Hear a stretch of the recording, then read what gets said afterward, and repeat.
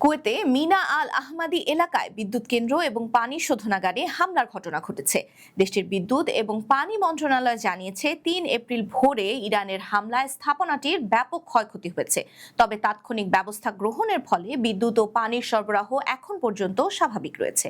প্ল্যান্টের কিছু গুরুত্বপূর্ণ অবকাঠামোগত ক্ষতি হলেও দ্রুত জরুরি এবং প্রযুক্তি দল ঘটনাস্থলে পৌঁছে পরিস্থিতি নিয়ন্ত্রণে নিয়ে আসে। এটি গত কয়েকদিনের মধ্যে একই ধরনের অবকাঠামোতে দ্বিতীয়বারের মতো হামলা, যা পুরো উপসাগরীয় অঞ্চলে নিরাপত্তা ঝুঁকি আরও বাড়িয়ে দিয়েছে।